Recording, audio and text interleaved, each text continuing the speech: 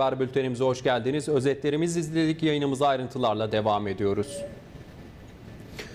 Irak Türkmen Cephesi'nin Kerkük'teki başkanlık binasında mübarek Kurban Bayramı dolayısıyla kutlama ve karşılama merasimi düzenlendi. Kutlamaya çok sayıda Türkmen partileri başkanları, Türkmen sivil toplum örgütleri ve Türkmen subayları katıldı. Kutlamaya ayrıca Türkmen aşiretlerinin başkanları ve Türkmen vatandaşları da katıldı.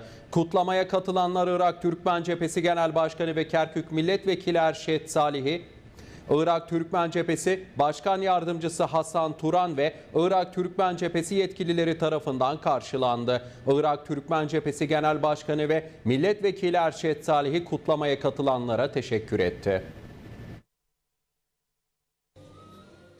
Irak Türkmen Cephesi'nin Kerkük'teki başkanlık binasında mübarek Kurban Bayramı dolayısıyla kutlama ve karşılama merasimi düzenlendi.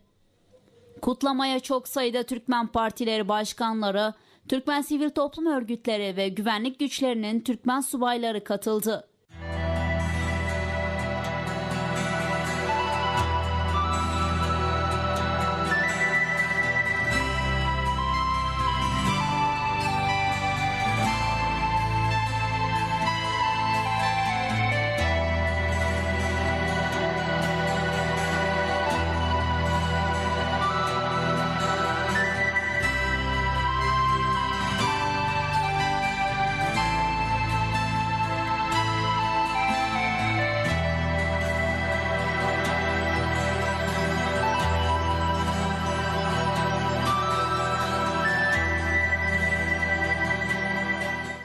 Kutlamaya ayrıca Türkmen aşiretlerinin başkanları ve Türkmen vatandaşları da katıldı.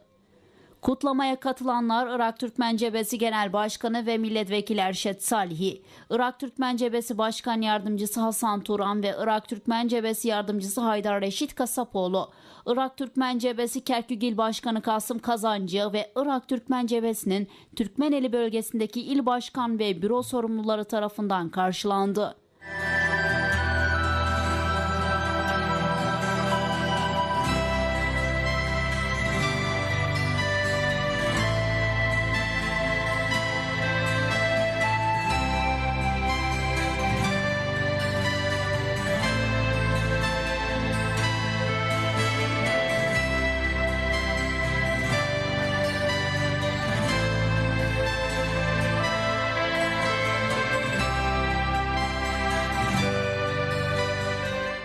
Irak Türkmen Cephesi Genel Başkanı ve Milletvekili Erşet Salih'i kutlamaya katılanlara teşekkür etti. Türkmeneli bölgesinin çeşitli yerlerinden kutlamaya katılanlar Irak Türkmen Cephesi Başkanı Salih'i ve başkanlığındaki yetkilileri bayram dolayısıyla kutladılar ve Türkmen haklarını savunma konusunda sarf edilen çabaları takdir ettiler. Kutlayanlar tüm Türkmeneli bölgesinin bir an önce huzura ve barışa kavuşarak herkesin evine ve yurduna dönmesini temenni ettiler.